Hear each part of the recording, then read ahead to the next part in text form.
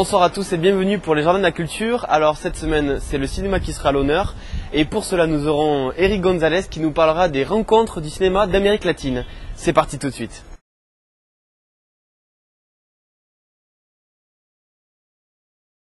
Aujourd'hui on se retrouve, c'est juste avant le début du festival, on est à quelques heures, voilà, on voit que c'est en train de se monter derrière nous.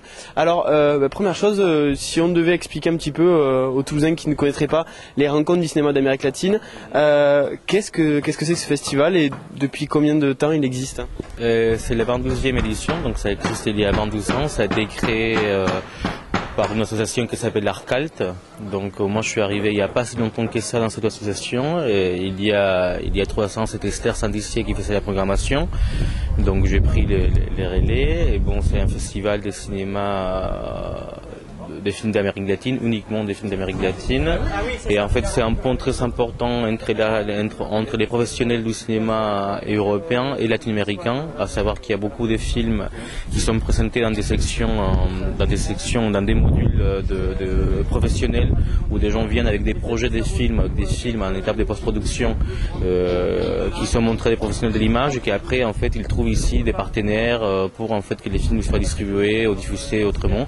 Bon, et après, c'est aussi un festival pour la ville où on a l'occasion de montrer au public français un cinéma qui n'est pas aussi diffusé qu'on voudrait en fait en France, parce que on voit certains films latino-américains dans les salles évidemment, mais en fait il y a une production énorme par rapport à ce qui est distribué en France, et nous on veut au moins une fois à l'année à Toulouse en fait pouvoir donner ce panorama du cinéma latino-américain.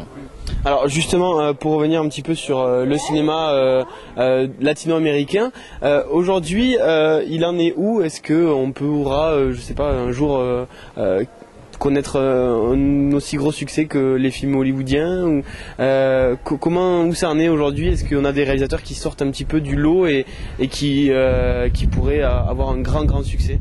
Il y a eu un développement très fort du cinéma en Amérique latine. Il y avait des pays qui avaient toujours une tradition d'un certain cinéma. Il y avait pas mal de productions. C'est surtout les cas de l'Argentine, le Mexique et le Brésil qui ont toujours produit beaucoup de films.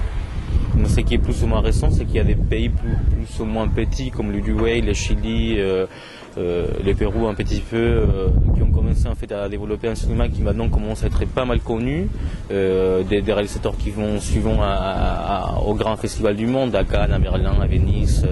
Donc il y a une présence très très forte par rapport à comment c'était il y a 5-7 ans.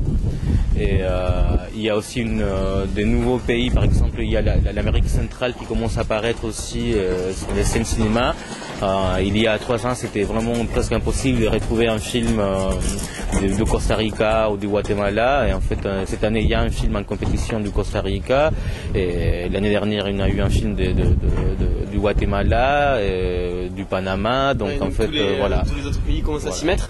Justement, si on devait rapprocher un petit peu le cinéma latino-américain de cinéma qu'on connaît un peu plus ici en France, alors ça s'apparenterait plus à quoi? Au cinéma espagnol, italien, français, américain? C'est difficile de savoir. Moi, américain, non, parce que de toute façon, c'est un cinéma qui s'est fait avec moins des moyens de ceux qui ont fait aux États-Unis, mais même en Europe. Bon, par la plupart. Après, il y a évidemment des grosses productions, mais en fait, c'est un cinéma plutôt indépendant.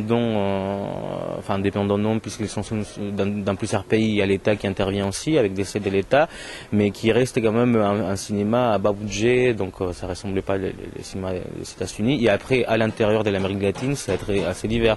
Le cinéma mexicain, quelque part, il est très reconnaissable. Au niveau esthétique, il y a des liens qui se font entre les réalisateurs. Pour les cinémas argentins, on a connu en fait toute la vague qui est née il y a 10 ans avec des nouveaux cinémas argentins qui aussi, même à l'intérieur du cinéma en Argentine, c'est divers, mais bon, on peut reconnaître quelque chose, mais ça ressemblait pas du tout à ce qu'on fait au Mexique. Le Chili a fait encore une autre chose avec des jeunes réalisateurs qui tournent avec très peu de moyens, dans très peu de jours. En fait, il y a beaucoup de films qui ont été tournés comme ça, qui ont fini pourtant dans des grands festivals, qui ont eu des prix. Donc en fait, c'est assez divers. Après, l'Uruguay avec un cinéma très proche de la comédie, mais une comédie noire. En fait, c'est très particulier à l'Uruguay. La plupart des films qu'on voit, c'est un peu ça. Donc en fait, c'est très divers. Et après, c'est juste que par la plupart, c'est des films faits avec moins de moyens de ce qu'on aurait fait ici en Europe. si on prenait comme exemple La Cité de Dieu par exemple, ça pourrait refléter pas mal un petit peu le cinéma brésilien ou... Je pense que c'est ça peut refléter une des vagues du cinéma brésilien, mais il y en a plusieurs, même dans les festivals vous allez voir, il y a des choses très très diverses. On a un film brésilien, pour en nommer un, qui s'appelle Viajo porque preciso, volto porque te amo, qui est une sorte de road movie poétique, pour dire, donc dont on voit pas des personnages, mais c'est très beau, c'est quand même un road movie. Après, à côté, on va avoir des films beaucoup plus classiques au niveau de la structure, dans d'autres sections, où on a vraiment une histoire qui se raconte et qui se suit facilement, avec des personnages, avec une narration classique. Donc on a un peu tout, en fait, après on sépare par section, c'est-à-dire qu'il y a des sections où on va trouver plus facilement les films les plus radicaux, et c'est en fait indiqué, donc c'est assez facile de savoir si on veut voir des films plus simples avec la famille, plus classiques, on va savoir où aller. Si on veut chercher des films qui sont plus à la recherche esthétique, il y a des sections faites pour ça, donc en fait c'est facile de se repérer. Oui, voilà, donc il y a pas mal de catégories. Alors justement, pour revenir un petit peu sur ces catégories-là, notamment il y a l'entrée de la partie du cinéma lesbien, gay et transsexuel. Toutes les années, on fait des sections parallèles, c'est-à-dire qu'au-delà de tout ce qui est compétition, les panoramas larges du cinéma, on fait des sections parallèles qui sont thématiques par la plupart. Et cette année, une des sections parallèles, c'est le cinéma LGBT en Amérique latine, donc diversité sexuelle. Et on va avoir surtout un invité, c'est Julián Hernández, qui c'est en fait on l'invite lui parce que c'est lui qui a plus traité les sujets. Lui, il est mexicain, mais après on va avoir en fait de films de différents pays, Uruguay, Argentine, Mexique, Brésil, qui traitent le sujet. Et c'est parce qu'en fait on s'était rendu compte que dans les dernières années dans la cinématographie de l'Amérique latine, ce sujet il a été abordé plusieurs fois. Donc on s'est dit il y a quelque chose qui se passe par rapport à ces sujets, et on a voulu en fait donc faire cette section parallèle. Bon, alors là aussi il y aura aussi les enfants qui ne seront pas oubliés, puisqu'il y a aussi des projections en jeune public. Voilà, donc voilà, tout le monde n'est pas oublié. Alors justement, on parlait du Mexique. Le Mexique est pas mal mis à l'honneur cette année, puisque c'est en fait le centenaire de la Révolution mexicaine, et aussi le bicentenaire de l'indépendance. Alors justement, on peut dire un petit mot sur ça? Oui, en fait, j'ai parlé tout à l'heure, on parlait tout à l'heure en fait la section LGBT, mais en fait il y a d'autres sections parallèles, et une c'est justement en fait une rétrospective sur la Révolution mexicaine, après sur les bicentenaires de l'indépendance, mais ça c'est pour tous les pays parce qu'en fait il y a plusieurs pays qui ont obtenu, voilà, donc l'Argentine, le Chili, le Venezuela, la Bolivie, l'Équateur, le Mexique, je pense que je vais oublier, mais il y en a encore plus. Et après, en fait, et à côté de ça, on va faire une mostra des cinémas mexicains contemporains. C'est-à-dire que pareil, dans les 10 dernières années, il y a eu en fait aussi une apparition d'un nouveau cinéma au Mexique, un cinéma plutôt indépendant, en fait beaucoup de jeunes réalisateurs aussi, et on a voulu en fait mettre ça en valeur avec des invités qui viennent aussi montrer leurs films. Bon, alors là on a parlé de tout ce qui est film, mais il y a aussi d'autres choses en marge du festival, notamment des expositions, des concerts. Alors là aussi on peut dire un petit mot sur tout ça? Ouais, il y a des concerts, il y a presque tous les jours, des apéros-concerts vers 18h30. Donc comme on a un bar, bon, c'est une ambiance sympa, donc voilà, il y a de l'animation. Et après il y a des expos dans pas mal de villes. Cette année, une galerie d'art contemporain qui s'appelle Lemnisquet, où il y a l'exposition d'une artiste chilienne qui vient du sud du pays, très au sud, et elle est là aussi. Donc on peut aller voir aussi des expos photos, expos peinture, il y a plein de choses. Donc il suffit de regarder les programmes, en fait, on va découvrir qu'il y a beaucoup de choses autour du festival, autour des films en fait. Et aussi surtout on va avoir 2 journées assez particulières parce que on va faire une journée solidarité pour l'Haïti le vendredi 26 et une journée solidarité pour le Chili les dimanches 28, donc les derniers jours du festival, puisqu'en fait dans les 2 pays il y a eu des tremblements de terre assez forts. En Haïti ça a été vraiment catastrophique, les pertes ils ont été énormes, et au Chili le problème c'est qu'en fait on a parlé ici du grand tremblement de terre, mais il continue à en avoir, en fait ça ne s'arrête pas, donc voilà, on va faire des journées de solidarité pour ces 2 pays-là. Alors voilà, donc là on a fait un petit tour. On va parler aussi de ces, on va dire, les infos pratiques. Alors si les gens veulent voir ces projections, allez, même s'ils sont pas dans Toulouse même, il y a possibilité de le voir puisqu'il y a un bon nombre de salles. Alors justement, on va en dire quelques mots. Ça représente combien de salles de projection et voilà.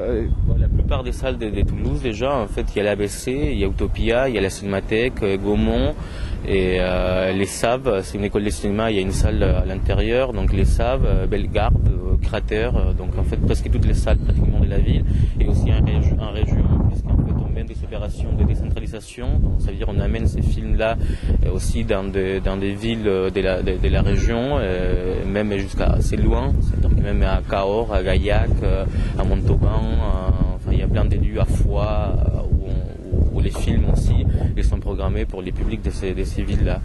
Alors si on peut parler de curiosité pour terminer, alors moi j'en ai noté quelques-unes, notamment l'avenue de Bruno Viana, qui a un concept un peu particulier puisqu'il monte au fur et à mesure le film. Alors est-ce qu'on peut dire un petit mot sur cette avenue? Je suppose qu'il faut inciter les gens à venir. Ouais, en fait je vais les inciter mais pas trop raconter, mais c'est très particulier en fait ce qu'il fait. C'est un réalisateur brésilien, ça va être projeté au Centre culturel Bellegarde, et en fait donc il travaille de façon organique les films, c'est-à-dire qu'en fait il prend des images et les films se construisent au fur et à mesure qu'il les regarde, et en fait les publics ils peuvent y participer. Donc il met en place en fait un dispositif technologique qui permet que ça soit fait. Donc c'est vraiment une expérience au-delà de juste être un film, c'est vraiment une expérience. Donc j'invite les gens aussi à voir ça. Ouais. Alors justement autre chose, on n'en dira pas beaucoup plus. Là aussi on laisse un petit mystère. Il y a aussi des histoires avec des téléphones portables, là aussi une expérience un petit peu particulière. Donc voilà, ça on laisse aux gens découvrir. Une dernière chose, on va parler quand même des prix, des différents prix qu'il y a, notamment le Grand Prix Coup de cœur. Alors combien de films en compétition et quel est un petit peu le jury qui compose ce Grand Prix Coup de cœur? En fait, on a 4 compétitions dans le festival. Toutes nos compétitions ils comportent 7 films. Donc il y a compétition court-métrage, documentaire et 7 films. Et après il y a 2 compétitions pour les longs métrages de fiction. Donc l'une c'est pour des premiers films et l'autre c'est en fait la Coup de cœur, c'est là où on regroupe les longs métrages où il n'y a pas de contraintes, et c'est juste en fait c'est notre sélection officielle. Et il y a un jury donc composé, j'espère que je vais me rappeler tout le monde, mais en fait je pense que oui, il y a Yvan Giroux, c'est le directeur du Festival des Lavandes, donc un festival assez connu, assez important en Amérique latine. Nicolas Peleda, c'est un jeune réalisateur mexicain qui on aime beaucoup parce qu'en fait il a été un peu découvert dans notre festival. Et il a présenté son premier film ici, et puis en fait il est presque tous les années avec ses films, il est là, donc on l'a invité cette année comme jury. Et Bruno Viana justement, qui est brésilien, c'est aussi un jeune réalisateur, il participe aussi.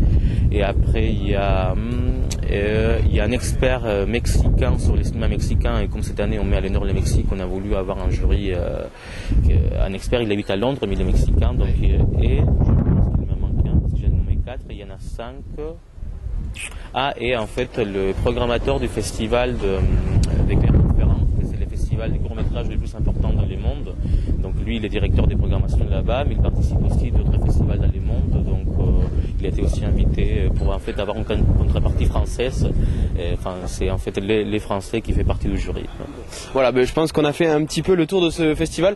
On peut rappeler une dernière chose aussi, c'est que les réalisateurs, un bon nombre viendront sur place tout au long du festival, donc les gens peuvent les rencontrer facilement. Oui, en fait, les lendemains de chaque projection du soir, à midi, il y a des rencontres avec les réalisateurs. Donc, par exemple, si un film passe lundi soir, la rencontre avec ces réalisateurs, tous 2 ou 3 qui seront présentés leur film à lundi soir, ils vont avoir des rencontres mardi au midi à la Cave Poésie, donc c'est à côté de la Cinémathèque, donc c'est très facile de trouver, et c'est intéressant. Pour moi, je vais participer à la modération, donc c'est intéressant de pouvoir rencontrer ces réalisateurs, parce que l'idée c'est aussi de pouvoir dialoguer avec ces gens-là. Et voilà, donc j'invite tout le monde à venir rencontrer les réalisateurs du festival. Bon. Merci encore Eric, et puis on souhaite bon vent aux rencontres cinéma d'Amérique latine. Merci. Voilà, c'était donc Les Jardins de la Culture. On se retrouve dès la semaine prochaine pour un nouveau numéro.